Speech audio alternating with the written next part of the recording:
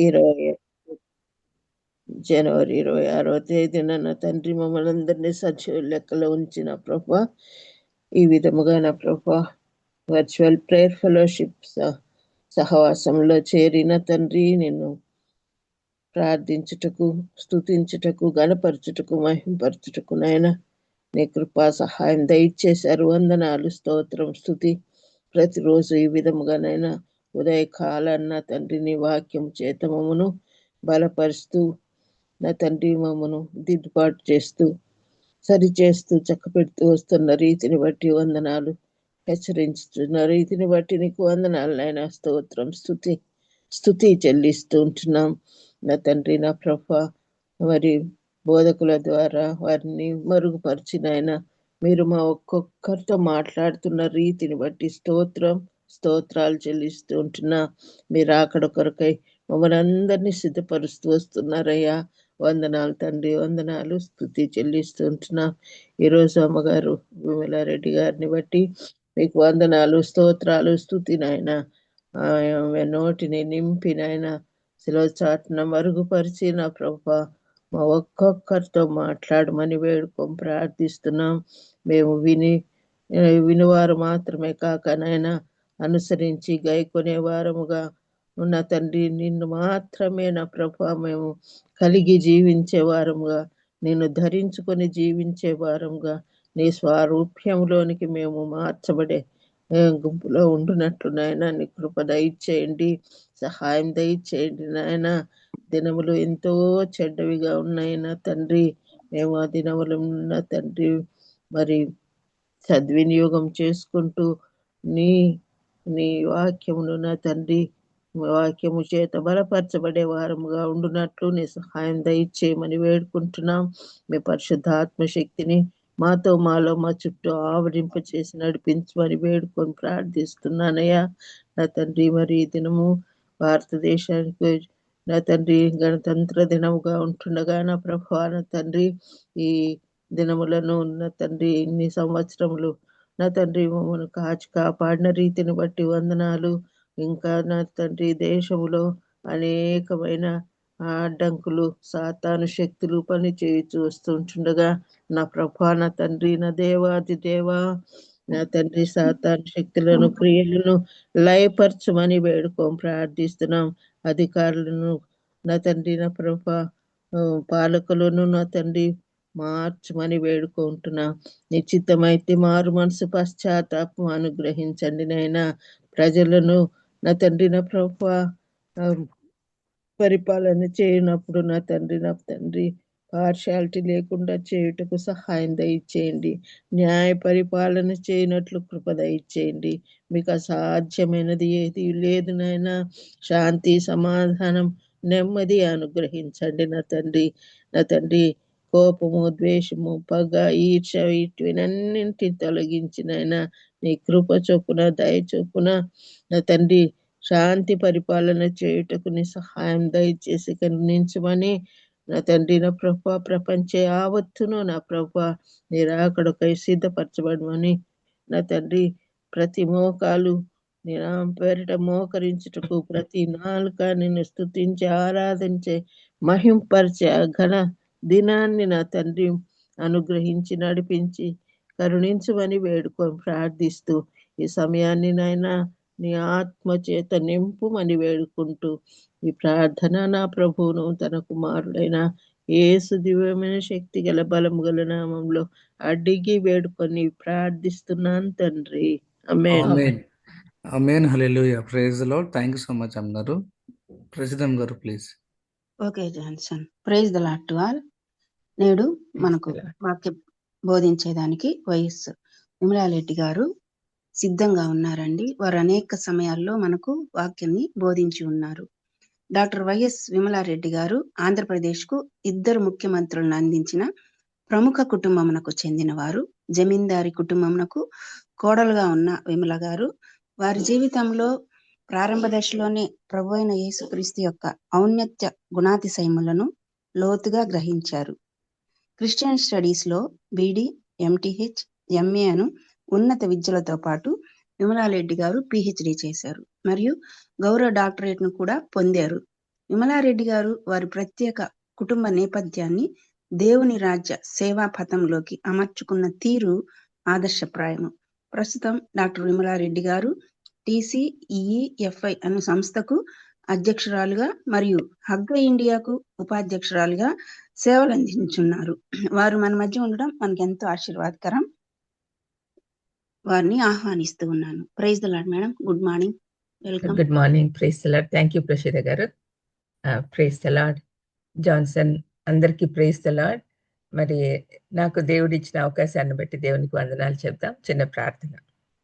దయామేడ యేసునాయన స్తోత్రం ప్రభా. ఈ ఉదయ కాలంలో ఈ ప్లాట్ఫామ్లో వాక్యం పంచుకోవడానికి నాకు ఇచ్చిన గొప్ప అవకాశాన్ని బట్టి మీకు స్తోత్రం నాయన. నేను కాదు తండ్రి, నా ద్వారా మీరే మాట్లాడి మా అందరికి కూడా అవసరమైన వాక్యాన్ని దయచేయమని యేసుక్రీస్తు నామమున వేడుకుంటున్నాను తండ్రి. ఆమేన్. ఈరోజు ఒక ప్రత్యేకమైన వాక్యము ధ్యానించుకోవాలని ఆశపడుతున్నాను. ఉదయాన్నే మరణం గురించి అవన్నీ చెప్పకూడదేమో అని కొంతమంది అనుకోవచ్చు, కానీ మనకు అన్నిటికంటే ముఖ్యంగా ఈరోజు ప్రార్థన చేసిన విమలమ్మ గారు కూడా ఎక్కువగా సిద్ధపాటు గురించే ప్రార్థన చేశారు. అవును, మనకందరికి కూడా తెలుసు, రెండవ రాకడ సమీపిస్తూ ఉంది కాబట్టి మనమందరం కూడా సిద్ధపడాలి. వయసుతో నిమిత్తం లేకుండా చిన్నవాళ్ళైనా పెద్దవాళ్ళైనా మన రెండవ మరణం రాకుండా ఉండడానికి, మనము వెళ్ళబోయే నిత్య జీవం గురించి మనల్ని మనం సిద్ధపరచుకోవాల్సిన అవసరం ఎంతైనా ఉంది. కాబట్టి ఒక దైవజనుడు చనిపోయే సమయంలో ఏ విధంగా తన విశ్వాసం కనపరిచాడో చూద్దాం. బైబిల్లో హెబ్రీ పత్రిక 11వ అధ్యాయం మనకు అందరికి తెలుసు. అది విశ్వాసుల జాబితా ఉంది దాంట్లో. మరి ఆ జాబితాలో నుంచి ఒక చిన్న వాక్యం, హెబ్రీ పత్రిక 11వ అధ్యాయం 22వ వచనం నేను చదువుతున్నాను. యోసేపు తనకు అవసాన కాలం సమీపించినప్పుడు విశ్వాసమును బట్టి ఇజ్రాయేలు కుమారుల నిర్గమమును గూర్చి ప్రశంసించి తన శల్యములను గూర్చి వారికి ఆజ్ఞాపించెను. అంతకుముందు వచనంలో యోసేపు కుమారులలో ఒక్కొక్కరిని ఆశీర్వదించి తన చేతికర్ర మొదలు మీద ఆనుకొని దేవునికి నమస్కారం చేసినని రాయబడి ఉంది.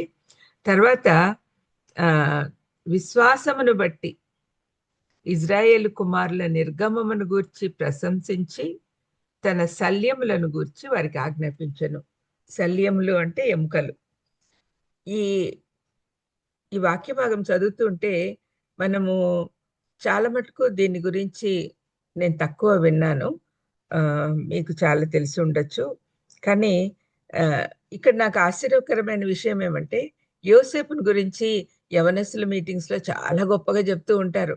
మామూలుగా మనం అందరం కూడా యోసేపు గురించి, అతని బాల్యము, అతని గోతి నుంచి ఎలాగా బయటకు తీసుకురాబడ్డాడు, తర్వాత చెరసాలలో వేయబడ్డాడు, తర్వాత అతను చెరసాల నుంచి ఏ విధంగా ఫరో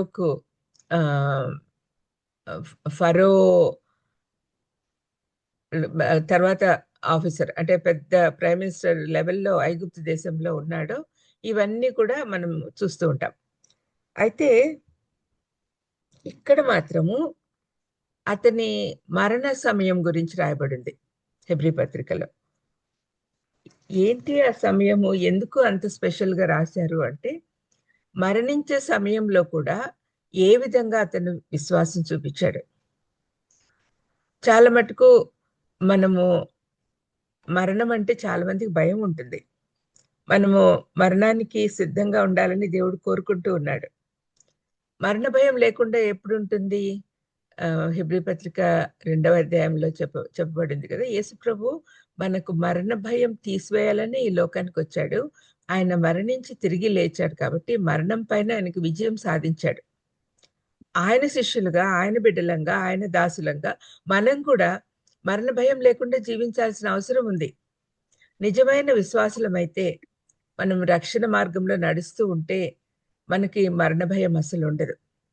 నా ఉద్దేశము, ఈ ప్లాట్ఫామ్లో ఉండే వాళ్ళు చాలా మటుకు 99% మరణ భయం లేని వాళ్ళే అయి ఉండొచ్చు. ఎందుకంటే ఆత్మీయంగా ఎదిగే కొద్దీ మనకు మరణ భయం ఉండదు. ఎప్పుడెప్పుడు దేవుడు తీసుకుంటాడా ఎప్పుడెప్పుడు రెండవ రాకడ వస్తుందా అని ఎదురు చూస్తూ ఉంటాం. కాబట్టి మనకు ఉండకపోవచ్చు మరణ భయము, కానీ ఎవరికి ఉండకూడదు అని దేవుడు ఆలోచిస్తున్నాడు. అందుకని ఈ లోకంలోకి యేసుప్రభు ఈ లోకానికి వచ్చాడు శరీరధారిగా. మరణ భయం అందరికీ ఉంటుంది, కానీ మరణ భయం లేకుండా చేసుకోవాలి. విశ్వాసం ఉండాలి మనకు. మనకు నిరీక్షణ ఇచ్చాడు యేసుప్రభు. మీరు కూడా నాతో పాటు పునరుద్ధానులు అవుతారు, రెండవ మరణము ఉండదు మీకు అని ఖచ్చితంగా చెప్పాడు కదా. మరి మనం ఎందుకు భయపడాలి? మనం భయపడకుండా ఈ లోకంలో ఉండే ఈ శ్రమల దాటి మనం ముందుకెళ్తే నిత్య జీవంలో ఎప్పుడు సంతోషంగా ఉండొచ్చు అనే ఆలోచన మన హృదయాల్లో స్థిరపడితే తప్పనిసరిగా మనం సంతోషంగా ఉండగలం. ఈ సందర్భంగా నాకు ఒక పాట పాడాలని ఉంది. మీకు చాలా మందికి ఈ పాట మామూలుగా మరణ సమయంలో పాడుతూ ఉంటారు, కానీ మనల్ని మనం సిద్ధపరచుకోవాలంటే తప్పనిసరిగా ఈ పాట అప్పుడప్పుడు గుర్తు చేసుకోవాలి.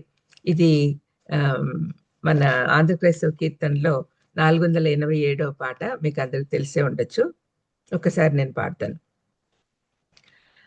పరదేశీ పుణ్యక్షేత్ర యాత్ర పోవుచుందువా, యేసునాజ్ఞ తలపోసి మోక్షమొందబోదును. కొండలేకి ఎల్లు దాటి మోక్షరాజ్యం చేరుదాకా, మోక్షరాజ్యం చేరుదాకా ముందు పోవుచుందును. ఒంటిగాను పోవుదువే నీకు భయముండదా, లేదు నాకు భయమేలా స్వామి నన్ను కాచును. మోక్షరాజ్యం చేరుదాకా యేసు నాకు దోవ చూప, యేసు నాకు దోవ చూప ముందు పోవుచుందును. పరదేశీ మోక్షమందు నీకు లాభముండునా, నిత్యానంద సువిశ్రాంతి అందు నుండు లాభము. జీవనాది నీళ్లు త్రాగి యేసుతో సదవసింప, యేసుతో సదవసింప ముందు పోవుచుందును.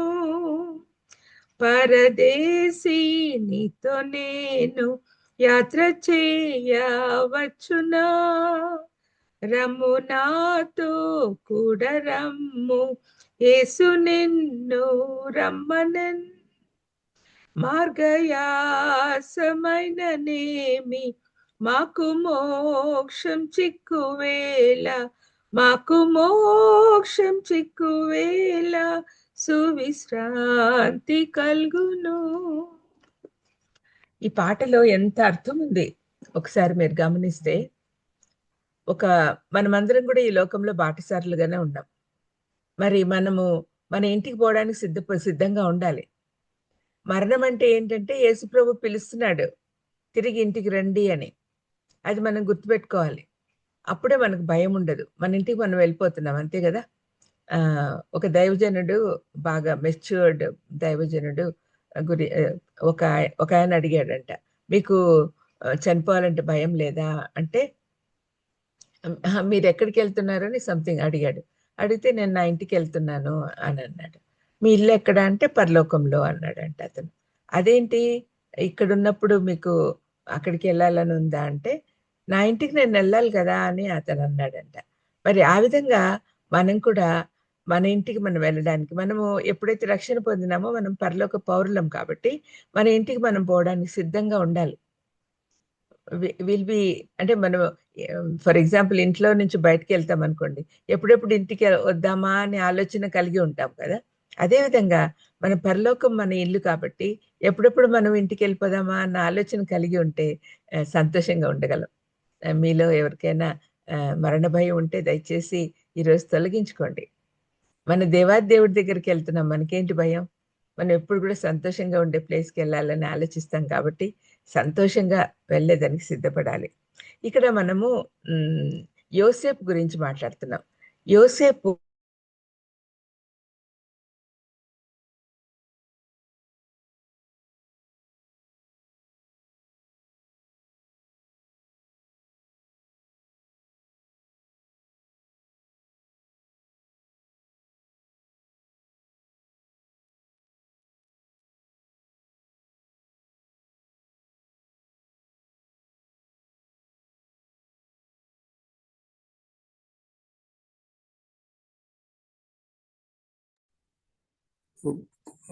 Just a second on this technical problem, signal issue.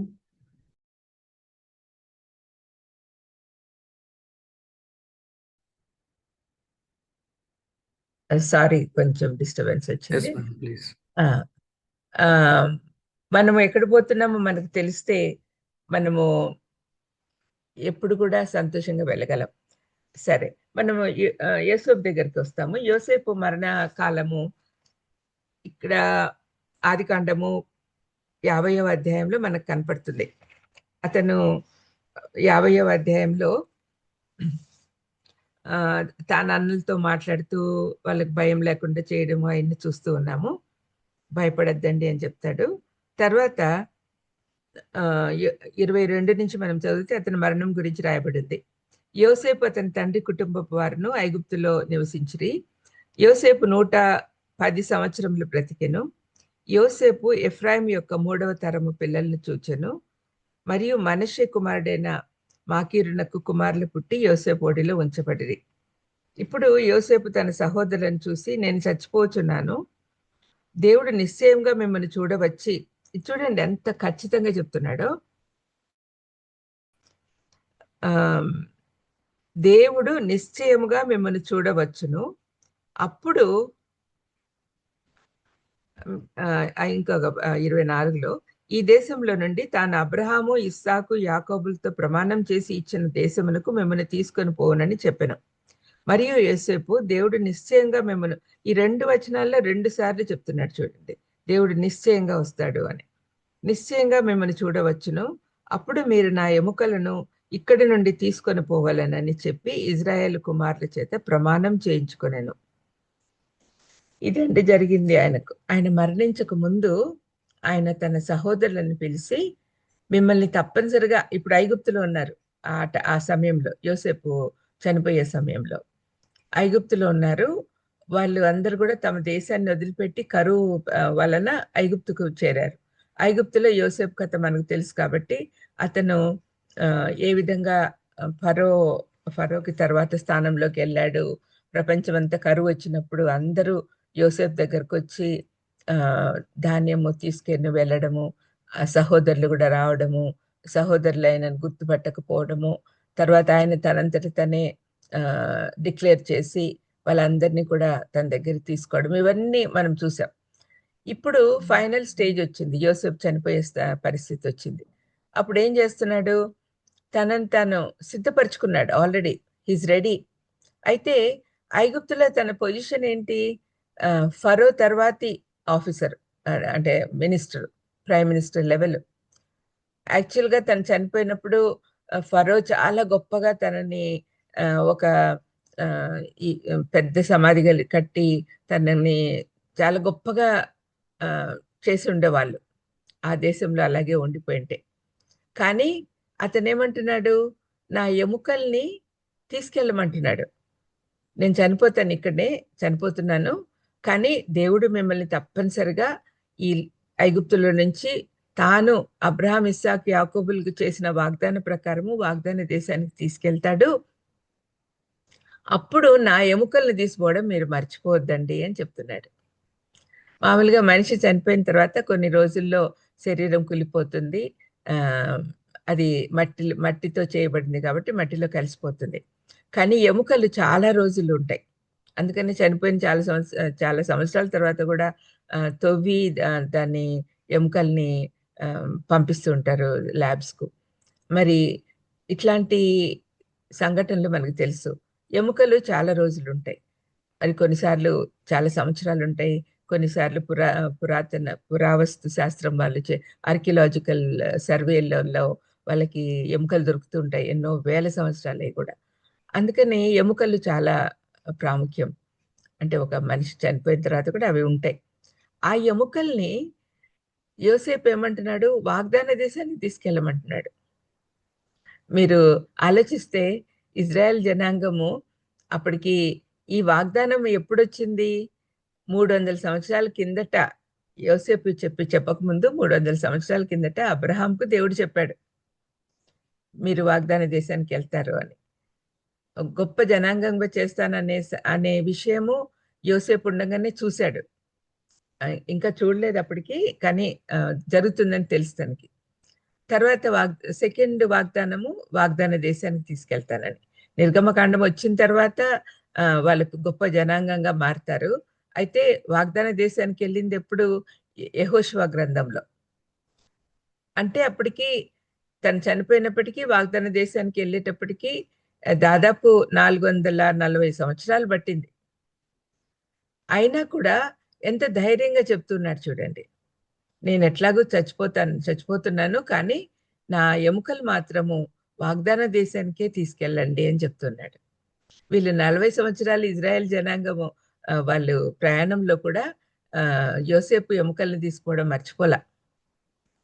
ఈ విధంగా జరిగిందనమాట. అంటే అతనికి ఎంత ఫెయిత్ చూడండి.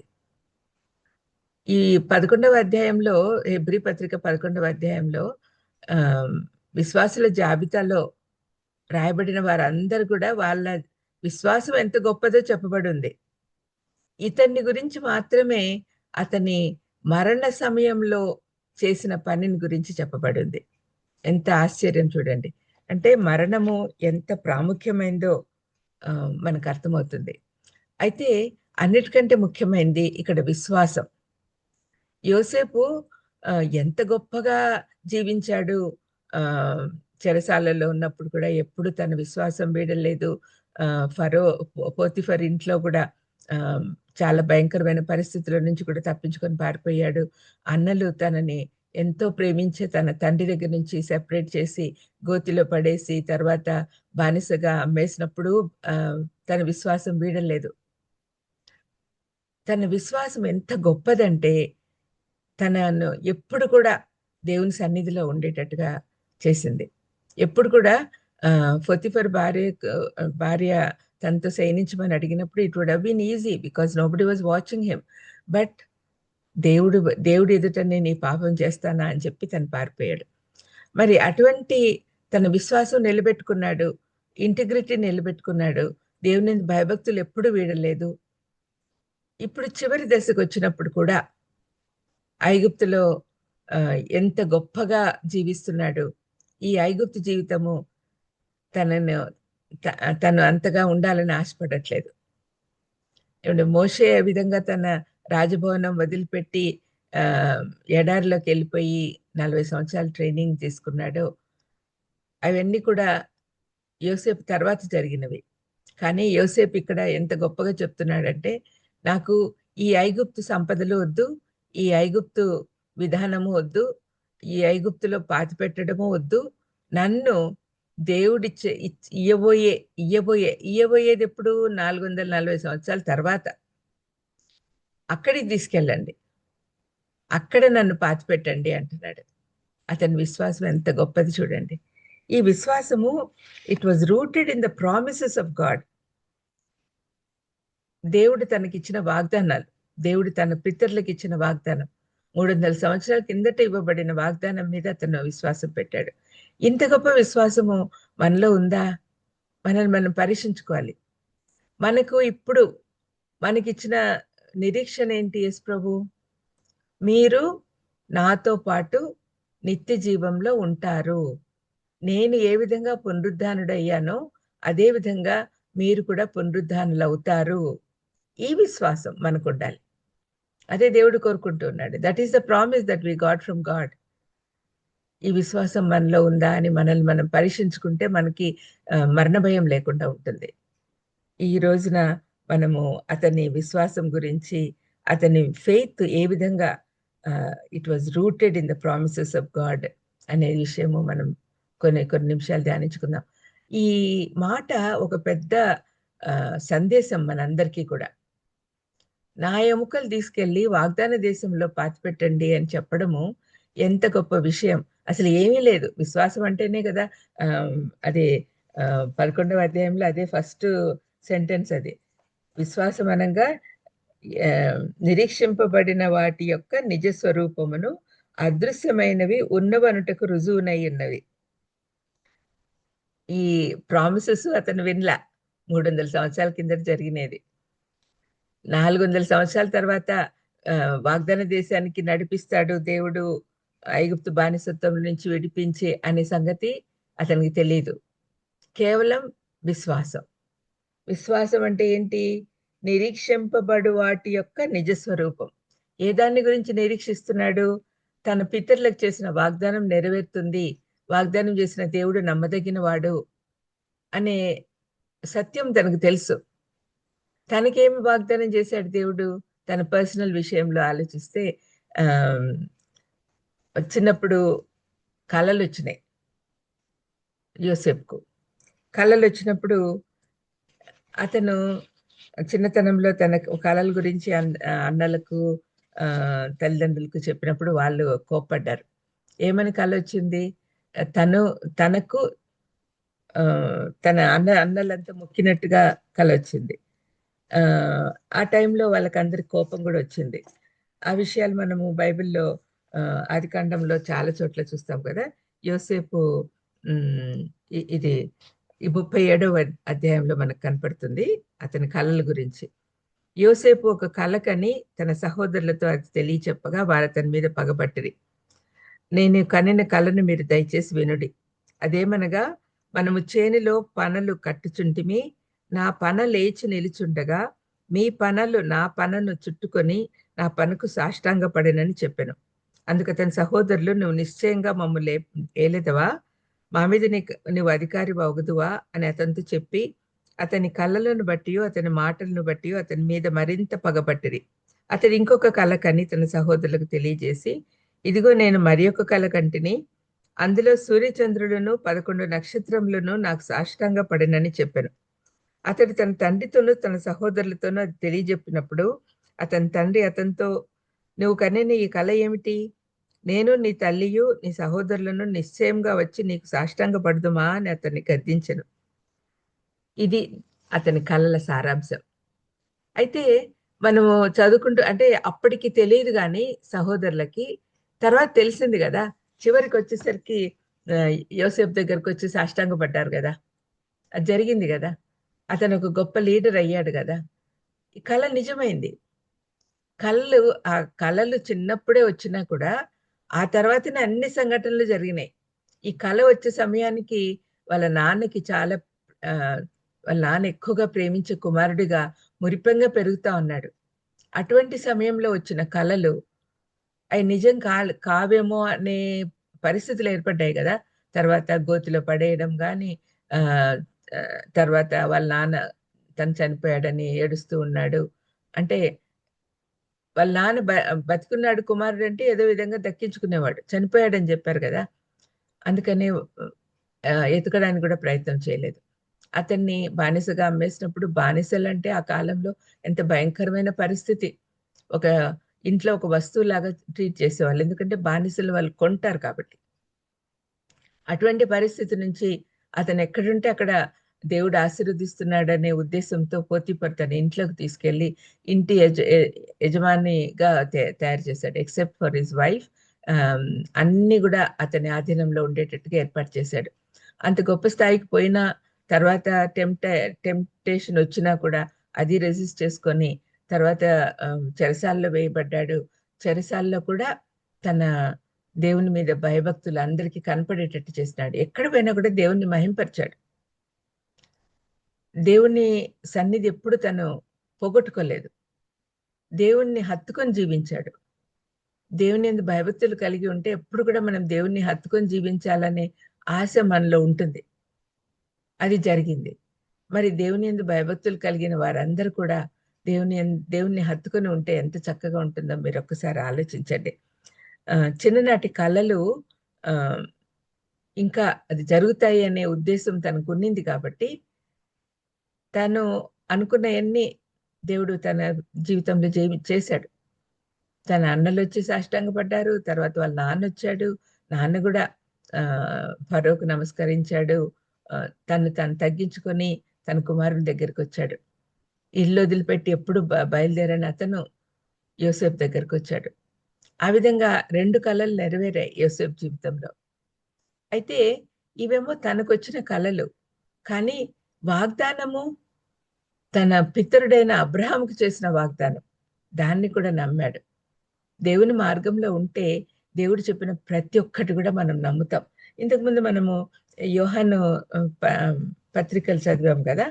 యోహాను పత్రికలు మీరు చదువుతుంటే నేను వింటూ ఉంటే నాకు వచ్చిన ఆలోచన ఏంటంటే, ఇక్కడ చూడండి, యోహాను రాసిన 2వ పత్రికలో ఎట్లా మనము దేవుని మార్గంలో నడవాలి అంటే ఎలాగుండాలి అంటే సత్యం ఎరిగిన వారై ఉండాలి. యోసేపు సత్యం ఎరిగాడు.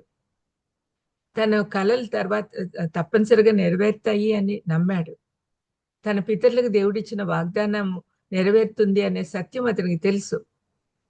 సత్యమును ఎరిగిన వారుగా ఉంటే, మనకు సత్యం ఈ బైబిలే, వాక్యమే సత్యం, ఆయనే సత్యం, యేసుప్రభువే సత్యం, నేనే సత్యం అంటాడు ఆయన. మరి ఆ సత్యాన్ని మన హృదయంలో నింపుకుంటే మన జీవితాలు బాగుంటాయి. ఇక్కడ సత్యంలో నడుస్తారు. ఇక్కడ చూడండి, సత్యం ఎరిగిన వారు సత్యమును అనుసరించి నడుచుతుంట కనుగొని బహుగా సంతోషిస్తున్నాను అని వాళ్ళతో అంటున్నాడు యోహాన్. అంటే సత్యము తెలుసుకోవాలి, సత్యంలో నడవాలి, సత్యమునకు సాక్షులుగా ఉండాలి. ఆ సత్యానికి, అంటే సత్యం అంటే యేసుప్రభువే, సత్యం అంటే వాక్యమే. ఈ సత్యానికి మనం సాక్షులుగా ఉండాలి. సాక్షులుగా ఎలా ఉంటాము? సత్యాన్ని మనమే నమ్మకపోతే మనం సాక్షులుగా ఉండలేం కదా. సత్యానికి సాక్షులుగా ఉన్నాడు యోసేపు. అలాగే ఉన్నాడు. నేను నమ్మిన సత్యం, నేను యేసుప్రభుని నమ్ముతున్నాను అనే సత్యం మనలో ఉంటే ఆ ప్రకారమే నడుచుకుంటాం. మనం చేసే ప్రతి పని కూడా దేవునికి ఇష్టంగా ఉండాలి, దేవుని చిత్త ప్రకారం ఉండాలి అన్న ఆలోచన మనకు కలుగుతుంది. ఇక్కడ 3వ పత్రికలో చూడండి, యోహాను రాసిన 3వ పత్రికలో ఇక్కడ గాయి, దేమేత్రి సత్యమును అనుసరించేవారుగా కనపడుతున్నారు. దియోత్రెఫే సత్యమునకు విరోధంగా నడుస్తున్నాడు. ఇక్కడ మనము ఈ 3 క్యారెక్టర్స్ చూస్తే సత్యాన్ని అనుసరించే వాళ్ళు దేవునికి ఇష్టలుగా ఉంటారు. యోసేపును మనము చూసినప్పుడు అతను సత్యాన్ని నమ్మాడు, విశ్వాసంలో ముందుకు పోతూ ఉన్నాడు. మరి అతన్ని బట్టి మనం అందరం కూడా దేవునికి స్తుతించాలి. అతని విశ్వాసం ఎంత గొప్పది. అతని ఎముకలు తీసుకుపోవడము అని చెప్పడమే అతని విశ్వాసానికి గుర్తు. Joseph's bones preached about his faith. ఫెయిత్లో పవర్ ఉందండి. విశ్వాసంలో మనం అభివృద్ధి పొందాలి. యేసుప్రభు శిష్యులు తమకు విశ్వాసము అధికం చేయమని ప్రార్థించారు యేసుప్రభుని. విశ్వాసం మనకు రోజు రోజుకి ఎక్కువ అవ్వాలి. ఆత్మీయంగా ఎదిగే కొద్దీ మనకు విశ్వాసంలో ఎప్పుడు కూడా పడిపోకుండా ముందుకు సాగాలి. ఈనాడు మన చుట్టుపక్కల జరుగుతున్న పరిస్థితులను బట్టి చూస్తే విశ్వాసంలో నిలిచి ఉండట చాలా కష్టంగా ఉంది చాలా మందికి, దైవజనులకు కూడా. మరి ఇలాంటి సమయంలో విశ్వాసం కోల్పోకుండా ముందుకు సాగాలి. ఈ వారంలో లాస్ట్ వీక్లో గ్రహం స్టెయిన్స్ వాళ్ళ డెత్ యానివర్సరీ వచ్చింది కదా. అప్పుడు ఆ పాట ఒకటి పాత పాట ఒకటి రిలీజ్ చేశారు, ఆయన జీవితం చూపిస్తూ. అటువంటి జీవితం, అతనికి ఎలాంటి విశ్వాసం ఉంది? మరణం అంటే అసలు భయం లేదు. ఎన్నో సంవత్సరాలు సేవ చేశాడు మన దేశంలో, ఎన్నో శ్రమలు అనుభవించాడు. యోసేపు కూడా శ్రమలు అనుభవించిన తర్వాత మెచ్యూరిటీ వచ్చింది. అతని విశ్వాసం స్థిరంగా నిలబడింది. ఎన్ని శ్రమలు వస్తున్నా కూడా విశ్వాసం మనం కోల్పోకూడదు. ఈ ప్రపంచంలో మన చుట్టూ జరుగుతున్న విషయాలు చూస్తూ ఉంటే ఎవరికైనా కలవరపడిపోతారు. యేసుప్రభు సత్యంలో మనం నిలిచి ఉంటే మనము క్రీస్తు అనే బండ మీద మన ఇల్లు కట్టుకుంటాం. క్రీస్తు అనే బండ మీద మనము స్థిరపడితే మనల్ని ఎవరు ఏం చేయలేరు. మన విశ్వాసం స్థిరంగా ఉంటుంది. అతని విశ్వాసం గురించి 7 కీ పాయింట్స్ నేను చెప్తాను. అతను ట్రస్టెడ్ గాడ్స్ డ్రీమ్స్, చిన్ననాటి కళల గురించి నేను చదివి వినిపించాను మీకు. అవి తప్పనిసరిగా జరుగుతాయి అని నమ్మాడు. చిన్ననాటి కళలైనా కూడా తను మర్చిపోలా, తప్పనిసరిగా జరుగుతాయి అని నమ్మాడు. అందుకనే విశ్వాసంలో ముందుకు సాగాడు. మనం యేసుప్రభు నిజమైన దేవుడని నమ్మితే తప్పనిసరిగా విశ్వాసంలో ముందుకు సాగుతాం కదా. మన నిరీక్షణ మన హృదయంలో స్థిరపడితే తప్పనిసరిగా విశ్వాసంలో ముందుకు సాగుతాం కదా. మీరు భయపడిన అవసరం లేదు, నేను మరణాన్ని గెలిచి లేచాను, మీరు కూడా లేస్తారు అని యేసుప్రభు మనతో చెప్పాడు. కాబట్టి మనం విశ్వాసంలో ముందుకు సాగుతాం కదా. ఫస్ట్ పాయింట్ ఏంటంటే ఆయన దేవుడి తనకిచ్చిన కళల్ని నమ్మాడు యోసేపు. యేసుప్రభుకు ముంగుర్తుగా ఉన్నాడు కాబట్టి యోసేపు జీవితం గురించి మనం ఎప్పుడు కూడా ధ్యానించుకుంటూ ఉంటాం. శ్రమల తర్వాత అతనికి విశ్వాసం ఇంకా ఎక్కువైంది.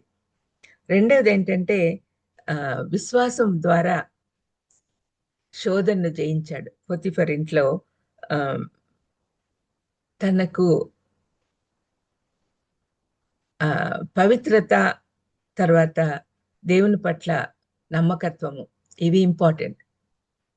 మనకు కూడా ఈ విధంగా ఉండాలి. యోసేపు ఏం చేస్తున్నాడు, తన పర్సనల్ గెయిన్ కంఫర్ట్ కంటే దేవుడుని ప్లీజ్ చేయడమే ఎక్కువగా మంచిది, కరెక్ట్ అనుకున్నాడు. ఇప్పుడు పొతిఫర్ ఇంట్లో ఆయన భార్యను మంచి చేసుకుంటే తన జీవితం సుఖంగా సాగిపోతుంది. ఇప్పటికే అక్కడ స్టీవర్డ్షిప్ ఉంది, తనకి అధికారం ఉంది. అయినా కూడా ఇంకా కొన్ని విషయాలలో తక్కువ ఉండొచ్చు. అవి కూడా పూరించి ఇంటి యజమాని స్థానంలోకి వచ్చేస్తాడు ఆమె మాట వింటే. అయితే అవి కోరుకోవట్లేదు అతను. తనకి సుఖం అవసరం లేదు, తనకి సంతోషం అవసరం లేదు, ఈ అల్పకాల సుఖాలు తనకు అవసరం లేదు. తనకు కావాల్సింది నిత్య జీవం. దానికోసం పోరాడాడు. తను ఎప్పుడు కూడా దేవుని యందు భయభక్తులు కలిగి ఉండి ఇంటిగ్రిటీ కాపాడుకున్నాడు, యథార్థతగా ఉన్నాడు, నమ్మకత్వం ఎప్పుడు వీడలేదు. తనకి పవిత్రంగా ఉండాలి, దేవుని ఎదుట నిలబడాలంటే పవిత్రత అవసరము అనే సంగతి తనకు తెలుసు. మనం పవిత్రులుగా లేకపోతే మనం దేవుని సన్నిధికి వెళ్ళలేం. పాపులుగా ఉన్నారు కాబట్టి, పాపం చేశారు కాబట్టి ఆదాం హవ్వలు దేవుడు వచ్చినప్పుడు దాచిపెట్టుకున్నారు. దేవుని ఎదుట ఉండాలి అంటే మనం పవిత్రతలో ఎదగాలి. రక్షణ మార్గంలో వెళ్ళేటప్పుడు శాంక్టిఫికేషన్ అనేది మన జీవితాంతం జరుగుతూనే ఉంటుంది. జస్టిఫికేషన్ అయితే అయిపోయింది, మనం దేవుని సన్నిధికి తప్పనిసరిగా వెళ్తాం. అయితే శాంక్టిఫికేషన్ చాలా అవసరం. అప్పుడే మనల్ని బలా నమ్మకమైన మంచి దాసురాలా అని దేవుడు అంటాడు. ఆ పవిత్రత కోసము యోసేపు పోరాడాడు.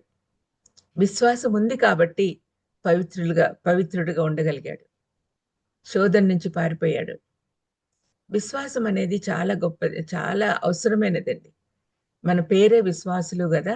విశ్వాసులు అని చెప్పబడే మనము విశ్వాసం లేకుంటే ప్రయోజనం ఉండదు. విశ్వాసంతో ముందుకు సాగాలి. మూడవది, ఎన్ని శ్రమలున్నా కూడా శ్రమల్లో కూడా విజయం సాధించాడు. ఎక్కడున్నా కూడా, అంటే ఇప్పుడు గోతిలో వెయ్యక ముందు చంపాలనుకున్నారు అన్నలు, కానీ రూబేను ఆపేశాడు. గోతిలో వేసిన తర్వాత భయపడి ఉంటాడు, చిన్నపిల్లాడే కదా, he was just a teenager. భయపడినా కూడా ఈ పిక్చర్స్లో కనపడుతుంటాయి, ఆ గోతిలో పావులన్నీ ఉన్నాయి, వాట్ ఎవర్ ఇట్ ఈస్, దేవుని మీద నమ్మకం ఉంది కాబట్టి తనకేం భయం అవలేదు. అప్పుడే ఆ భయం అనేది చిన్నప్పుడే పోయింది అతనికి. ఎందుకంటే దేవుని యందు విశ్వాసం ఉంది, దేవుడు తనకి ఇచ్చిన కళలు నెరవేరుస్తాడనే ధైర్యం ఉంది. అందుకనే ముందుకు సాగుతూ ఉన్నాడు. గోతిలో ఉన్నప్పుడు భయపడలేదు, బానిసగా అమ్మినప్పుడు భయపడలేదు, తండ్రి నుంచి వేరు చేయబడినప్పుడు భయపడలేదు. చాలా దిగులు పడి ఉంటాడు డెఫినెట్గా, కానీ దేవుని వైపు చూస్తూ ముందుకు సాగుతూ ఉన్నాడు. మనం ఈనాడు చేయాల్సిన పని అదే, ప్రభు వైపు చూస్తూ ముందుకు సాగాలి. అది మనం చేయటం లేదు, అందుకనే అప్పుడప్పుడు భయపడుతూ ఉంటాం. భయం అనేది సహజం మానవులకి. అయితే మనం విశ్వాసంలో ముందుకు సాగుతూ ఉండగా భయానికి తావు ఉండకూడదు. ఇతను అదేంటి చెరసాలలో వేసినప్పుడు, చెరసాలలు అంటే ఇప్పటిలాగా లగ్జూరియస్ గా, అంటే ఇప్పుడు ఉండే చెరసాలలు ఊరికి గదులు ఉంటాయి. అక్కడ మంచాలు సౌకర్యాలు లేకపోయినా షెల్టర్ అయితే ఉంటుంది. కానీ ఆ కాలంలో బురద గుంటల్లో పడేసేవాళ్ళు, చీకటి కొట్లల్లో పెట్టేవాళ్ళు, వెలుతురు గాలి ఏమి ఉండేది కాదు. ఎక్కడ ఎక్కడ పండుకుంటారో అక్కడే బాత్రూము అట్లాంటివన్నీ ఉండేవి. చాలా అసహ్యంగా, చాలా భయంకరంగా ట్రీట్ చేసేవాళ్ళు చెరసాలలో. అటువంటి ప్లేస్లో కూడా ఆ చెరసాల నాయకుని హృదయాన్ని ఆకట్టుకున్నాడు because of his fear of the lord. దేవుని యందు భయభక్తులు కలిగి మంచిగా ఉంటే ఎవరికైనా దయ పుడుతుంది కదా. మరి అతనికి ఒక లీడర్ స్థానం ఇచ్చేసినాడు చెరసాల నాయకుడు. నేను లేనప్పుడు వాళ్ళందరినీ చూసుకో, అవన్నీ నాయకుడికి చాలా పనులు ఉంటాయి కదా, ఆ పనుల్లో తనకి సహాయపడేటట్టుగా ఏర్పాటు చేసుకున్నాడు. ఆ తర్వాత పొతిఫర్ ఇంట్లో కూడా చాలా లగ్జూరియస్ గా బతికాడు. తర్వాత చెరసాలలో పడిపోయాడు. చెరసాలలో ఉన్నప్పుడు కూడా కళలకి అర్థం చెప్పాడు ఆ బేకర్కి వాళ్ళకి, మరి పానదాయకునికి వంట చేసేవాడికి. వాళ్ళిద్దరు కూడా వెళ్ళారు, కానీ ఫరోకు చెప్పలే. సమయం వచ్చినప్పుడు చెప్తారులే అని ఎదురు చూశాడు. ఏదైనా మనము విశ్వాసం ఉంటే ఎదురు చూడడము కూడా నేర్చుకోవాలి. ఓపికతో ఎదురు చూడాలి. దేవుని సమయం ఎప్పుడొస్తుందా అని ఎదురు చూస్తూ ఉండాలి. ఆ విధంగా తను ఎక్కడున్నా కూడా దేవుణ్ణి గ్లోరిఫై చేశాడు, మహిమ తెచ్చాడు దేవుడికి. దేవుడి బిడ్డ కాబట్టి అంత ధైర్యంగా ఉండగలుగుతున్నాడు. దేవుని బిడ్డ కాబట్టి అతను ఎక్కడుంటే అక్కడ చాలా ప్రాస్పరస్ గా తయారవుతున్నాడు అని పోతిఫర్ రియలైజ్ అయ్యాడు. ఎక్కడుంటే అక్కడ దేవుడు అతన్ని ఆశీర్వదిస్తున్నాడు, అతని చుట్టుపక్కల ఉండే వాళ్ళందరూ కూడా ఆశీర్వదిస్తున్నాడు అనే ఉద్దేశంతోనే పోతిఫర్ తీసుకెళ్లాడు తన ఇంటికి. తన ఇంట్లో ఉన్నప్పుడు అంతా బాగా జరిగింది పోతిఫర్కు. మరి చెరసాలలో నాయకుడికి కూడా చాలా మంచి జరిగి ఉండొచ్చు. అతనికి కూడా యోసేపు మీద చాలా ప్రేమ కలిగింది. తర్వాత అతను ఎక్కడుంటే అక్కడ ప్రాస్పెరిటీ. ఫరో తీసుకెళ్లాడు, తన రాజ్యంలో పెద్ద స్థానంలో పెట్టాడు. ప్రపంచంలో అంతా కరువు వచ్చినా కూడా యోసేపు చెప్పిన మాటలు వినడం ద్వారా ఐగుప్తులో మాత్రం కరువు లేదు, సమృద్ధి ఉంది. ప్రపంచం యావత్తు అక్కడికి వచ్చి ధాన్యం సేకరించి దాన్ని కొనడానికి అవకాశం వచ్చింది. ఆ విధంగా దేవుడు అద్భుతంగా ఆశీర్వదించాడు అతన్ని బికాస్ ఆఫ్ హిస్ ఫెయిత్. మనము ఎప్పుడు కూడా ప్రతికూల పరిస్థితుల్లో కూడా దేవుణ్ణి మహింపరుస్తూ విశ్వాసంలో ముందుకు సాగాలి. తర్వాత 4వ అంశం చూస్తే, విశ్వాసం వల్లనే అన్నల్ని క్షమించాడు. ఏమంటున్నాడు ఒకసారి మనం చదువుకుందాం చూడండి. అక్కడ ఏమంటున్నాడు, మీరు నాకు కీడు చేయ ఉద్దేశించితిరి గాని నేటి దినము నా జరుగుతున్నట్లు, అనగా బహు ప్రజలను బ్రతికించినట్లుగా అది మేలుకే దేవుడు ఉద్దేశించను. కాబట్టి భయపడుకుడి, నేను మిమ్మును మీ పిల్లలను పోషించదని చెప్పి వారిని ఆదరించి వారితో ప్రీతిగా మాట్లాడాను. వాళ్ళు తమ చేసిన అన్యాయాన్ని గుర్తుపెట్టుకొని, అమ్మో ఇంకా మమ్మల్ని చంపేస్తాడేమో అని భయపడుతున్న సమయంలో వాళ్ళని ఆదరించి వాళ్ళకి ధైర్యం చెప్పాడు. ఆ విధంగా మనము దేవుని యందు స్థిరంగా ఉండి విశ్వాసంలో ముందుకు ఎదుగుతూ ఉంటే మనం ఇతరులను క్షమించడం కూడా ఈజీ. యేసుప్రభు ఏం చెప్పాడు? శత్రువుల్ని క్షమించండి, శత్రువుల్ని ప్రేమించండి అని చెప్పాడు. అది చెయ్యాలంటే చాలా ఆత్మీయ ఎదుగుదల ఉండాలి. ఆత్మీయ ఎదుగుదల ఎలా వస్తుంది? విశ్వాసంలో ఎదగాలి. విశ్వాసంలో మనం ఉన్నప్పుడు మనం ఆటోమేటిక్గా ఎదుగుతాం. అందుకనే మనస్ఫూర్తిగా అన్నల్ని క్షమించాడు. 5వ పాయింట్ మనం చూస్తే, ఏదైనా దేవుడిచ్చిన పనిని దేవుడిచ్చిన జ్ఞానంతో చాలా చక్కగా నిర్వర్తించాడు. ఫరో తనకిచ్చిన బాధ్యతను ఎంతో జ్ఞానంతో నిర్వర్తించాడు. ఏ విధంగా చేయాలి, 7 సంవత్సరాలు సమృద్ధి ఉన్నప్పుడు ఎలాగా అదంతా గోడౌన్స్ లో పెట్టాలి, తర్వాత ఒక్కొక్కరు వచ్చినప్పుడు వాళ్ళ దగ్గర నుంచి తీసుకున్న ధనం ఏం చేయాలి, తర్వాత వాళ్ళ లాస్ట్ లో పొలాలు కుదువ పెడతారు వాళ్ళు. అవన్నీ కూడా ఫరోకి, ఐగుప్తు దేశానికి లాభకరంగా ఉండేటట్టుగా చేశాడు. ఆ, తన తన ద్వారా దేవుడు ప్రపంచం అంతా కూడా బ్లెస్ చేయాలి అనే ఆలోచన కలిగి ఉన్నాడు. కాబట్టి ఆ విధంగా ఎవరు వస్తే వాళ్ళకంత ధాన్యం ఇచ్చేదానికి సమృద్ధిగా సమకూర్చాడు ఐగుప్తు దేశంలో. అదంతా కూడా దేవుడిచ్చిన జ్ఞానంతో ముందుకు సాగాడు. దేవుడిచ్చిన ఆ, అన్ని తనకు తనే అనుకునే అన్ని జరుగుతున్నాయి, విశ్వాసంలో ఎదుగుతున్నాడు. అందుకని ధైర్యంగా మంచిగా మేనేజ్ చేయగలిగాడు. 6వ పాయింట్ ఏంటంటే ఆ, ఇది మెయిన్ మనం చూస్తున్నాం. నిత్య జీవం కోసం చూస్తున్నాడు. వాగ్దాన దేశంలోకి తన ఎముకలను తీసుకుపోవడం అంటే ఉద్దేశం ఏంటి? తను తన దేవుని దగ్గరికి వెళ్తున్నాడు అనే ఆలోచన. ఆ కాలంలో వాళ్ళకి ఇప్పటిలాగా మన నూతన నిబంధన కాలంలో ఉన్నాం. మనమైతే ఏం నమ్ముతాము? పరిశుద్ధాత్మ దేవుడు మనలో ఉన్నాడు, మనతోనే ఉన్నాడు, మన చుట్టూ ఉన్నాడు, మనల్ని నడిపిస్తున్నాడు. కానీ ఆ కాలంలో ప్రత్యక్ష గుడారం కట్టుకొని వాళ్ళు, తర్వాత నిర్గమకాండంలో మనం అవన్నీ చూస్తాం. దేవుడి సన్నిధి ఎక్కడ ఉంటుంది అంటే దేవుడు ఎక్కడ చెప్తే అక్కడే ఉంటుంది అని వాళ్ళు నమ్మేవాళ్ళు. ప్రత్యక్ష గుడారంలో నేను ఉంటాను, ప్రత్యక్ష గుడారం కట్టుకోండి అని చెప్తే దేవుడి కోసం వాళ్ళు కట్టుకున్నారు ఇశ్రాయేల్ ప్రజలు.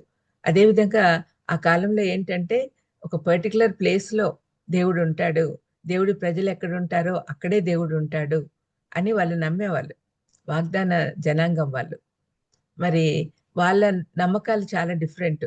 ఇప్పుడైతే యేసుక్రీస్తు అందరికీ ప్రభు అని మనం నమ్ముతాం, కానీ వాళ్ళు ఇజ్రాయెల్ జనాంగము మా దేవుడు మా కోసమే అని అట్లా నమ్మేవాళ్ళు. అందుకనే యోసేపు ఏమనుకున్నాడు? వాగ్దాన దేశంకే నా ఎముకలు పోవాలి, నేను అక్కడే ఉండాలి, నా సమాధి అక్కడే ఉండాలని ఆలోచించాడు. తన సమాధి ఐగుప్తులో ఉండకూడదు అనుకున్నాడు. ఐగుప్తు తన దేశం కాదు, తన దేశం కాని దేశంలో తను ఉండకూడదు. అక్కడ సకల సంపదలు ఉన్నాయి, సమృద్ధి ఉంది, కానీ తన దేశానికి తను వెళ్ళాలి అని ఆలోచించాడు. ఈనాడు మనమేం ఆలోచించాలి? ఈ లోకం శాశ్వతం కాదు, మనం ఈ లోకంలో ఉండే వాళ్ళం కాదు, యాత్రికులం కాబట్టి మనము మన దేశానికి పోవడానికి సిద్ధపడాలి అని మనం ఆలోచించాలి. చివరిగా హీ లెఫ్ట్ లెగసీ. అతని లెగసీ అంటే మామూలుగా మనం అనుకుంటాం కదా, ఆస్తి ఇవ్వడం అనమాట. ఈ లెగసీ ఏంటి? అతని ఇచ్చిన లెగసీ అందరికీ అదొక సాక్ష్యంలాగా ఉండిపోయింది. అందరికీ అదొక అంటే ఎముకల్ని తీసుకెళ్ళి అక్కడ పెట్టమంటున్నాడే, అతను ఎంత నమ్మకం అతనికి అనేది పెద్ద సాక్ష్యం అన్నమాట. ఇప్పుడు మనము ఎక్సోడస్లో చూస్తే 13:19 ఒకసారి చూపిస్తాను మీకు. 13:19లో వాళ్ళు వెళ్తూ ఉన్నారు, ఐగుప్తు బానిసత్వం నుంచి వెళ్ళిపోతున్నారు. నిర్గమం గురించి మాట్లాడాడు కదా యోసేపు. ఇక్కడ 13వ అధ్యాయము 19వ వచనంలో, మరియు మోషే యోసేపు ఎముకలను తీసుకొని వచ్చెను. అతడు దేవుడు నిశ్చయంగా దర్శనమిచ్చును, అప్పుడు మీరు నా ఎముకలను ఇక్కడి నుండి తీసుకొని పోవాలని ఇజ్రాయేల్ చేత రూఢిగా ప్రమాణం చేయించుకొని ఉండెను అని రాయబడింది. అంటే వాళ్ళ జనాంగం కూడా, ఇజ్రాయేలీలు కూడా మర్చిపోలా యోసేపు ఎముకలను మోసుకుంటూనే పోతున్నారు అనమాట. తర్వాత యెహోషువ గ్రంథంలో ఫైనల్ గా ఎక్కడ భూస్థాపితం చేస్తున్నారు అనే విషయం రాయబడింది. 34వ అధ్యాయంలో 22వ వచనం చూస్తున్నాను. 34:22 అంటే యెహోషువలో 24 ఉన్నాయి, 24 అధ్యాయాలే. 22వ వచనం, అప్పుడు యెహోషువ మీరు యెహోవానే సేవించుదాం అని, sorry I didn't get that.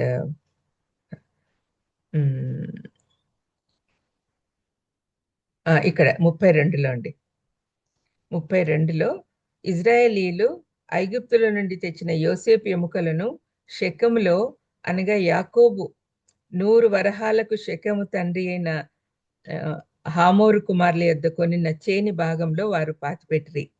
అవి యోసేపు పుత్రులకు ఒక స్వాస్థ్యముగా ఉండెను. ఈ స్వాస్థ్యం వదిలిపెట్టిపోయినాడు యోసేపు, తన ఎముకల్ని తన కుమారులకు స్వాస్థ్యంగా వదిలిపెట్టాడు. ఆ ఎముకలే ఒక పెద్ద సందేశం ఇస్తున్నాయి. ఆ ఎముకలే సాక్ష్యంగా నిలబడ్డాయి. దేవుడు చేసిన గొప్ప విషయాలు ఆయన చెప్తూ ఉన్నాడు తన ఎముకల ద్వారా. తను నమ్మాడు, తన పిల్లలకు కూడా అది అందిస్తూ ఉన్నాడు. ఇక్కడ మనం ఏం గుర్తుపెట్టుకోవాలంటే, మనం స్వాస్థ్యంగా ఎన్ని ఆస్తులు పిల్లలకు వదిలిపెడుతున్నామని కాదు, వాళ్ళల్లో ఏమి నింపుతున్నామో అదే మనం స్వాస్థ్యంగా వాళ్ళ దగ్గర వదిలిపెట్టాలి. వాళ్ళ కోసం ఏమి వదిలిపెడుతున్నామని కాకుండా, వాళ్ళ లోపల ఏం వదిలిపెడుతున్నాం అనేది మనము జాగ్రత్తగా గమనించుకొని దాన్ని మనం దేవుడి చిత్త ప్రకారం జరిగించాలని ప్రభు నామం మిమ్మల్ని అందరినీ కోరుతూ ఉన్నాను. దయచేసి ఇది గుర్తుపెట్టుకోండి. మనము పిల్లలకి ఏం వదులుతున్నాము, మన తరం వాళ్ళకి, నెక్స్ట్ తరం వాళ్ళకి ఏం వదిలిపెట్టిపోతున్నాము అంటే ఆస్తులు కాదండి. మనం వదిలిపెట్టాల్సింది వాళ్ళ హృదయాల్లో దేవుని మీద విశ్వాసం. మన విశ్వాసం చూసి వాళ్ళు కూడా నేర్చుకుంటారు. యోసేపు విశ్వాసం ఎంత గొప్పది! అతని విశ్వాసాన్ని బట్టి వాళ్ళు కూడా నమ్మారు కాబట్టి 40 సంవత్సరాలు యోసేపు బోన్స్ మోసుకొని పోయారు. వాళ్ళ ప్రయాణమే కష్టంగా ఉంటే దాంట్లో ఎముకలు కూడా మోసుకొని పోయినారు. అది మోషే వాళ్ళకి ఇచ్చిన ఆజ్ఞ. మోషేకి ఎవరిచ్చారు? యోసేపు చెప్పిన మాటలు, అది ఎట్లా కొనసాగుతుంది అనమాట. మరి యోసేపు కుమారులకు అది స్వాస్థ్యంగా ఇవ్వబడింది. యోసేపు కుమారులకే కాదు, మనందరికీ కూడా విశ్వాసంలో ఎలా ఉండాలి అనే విషయము అతని ఎముకల ద్వారా మనకు బోధిస్తూ ఉన్నాడు. This is the witness of a dying man. మనం ఎప్పుడు గుర్తుపెట్టుకోవాలని ప్రభు నామం మిమ్మల్ని కోరుతూ ఉన్నాను. ప్రార్థన చేసుకున్నాం.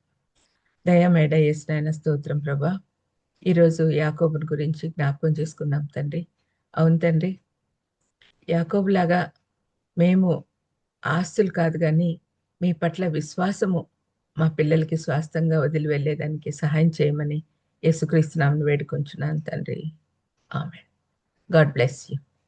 ఆమేన్. Praise lord madam. యోసేపు గారి గురించి అద్భుతమైన వాక్య పరిచర్య చేసిన డాక్టర్ వైఎస్ విమలారెడ్డి గారికి వర్చువల్ ప్రేయర్ ఫెలోషిప్ తరపున కృతజ్ఞతలండి. మరి నిజమైన రక్షణ మార్గంలో మనం నడిస్తే మనకు మరణ భయం ఉండదు. యోసేపు తన అన్నలు అమ్మివేసినప్పుడు, చెరసాల్లో వేసినప్పుడు, పోతీఫరు ఇంటిలో బానిసగా ఉన్నప్పుడు, ఐగుప్తులో ఫరో తర్వాత ఫరో అంతటి వాణిగా ఉన్నప్పుడు, మరణించినప్పుడు కూడా దేవుని వాగ్దానాన్ని విశ్వసించి తన ఎముకలు వాగ్దాన దేశంకు తీసుకొని పోవాలని తన సహోదరులకు చెప్పినట్లుగా మనం చూస్తాం. తన పితుడైన అబ్రహాంకు దేవుని ఇచ్చిన వాగ్దానాన్ని యోసేపు నమ్మాడు. సత్యము అనగా ప్రభు అయిన యేసు. సత్యముకు మనము సాక్షులముగా ఉండాలి. సత్యమును అనుసరించేవారు దేవునికి ఇష్టలుగా ఉంటారు. శ్రమలు అనుభవించిన తర్వాత యోసేపు పరిణతి చెందాడు. దేవుడు తనకిచ్చిన కలలు నమ్మాడు.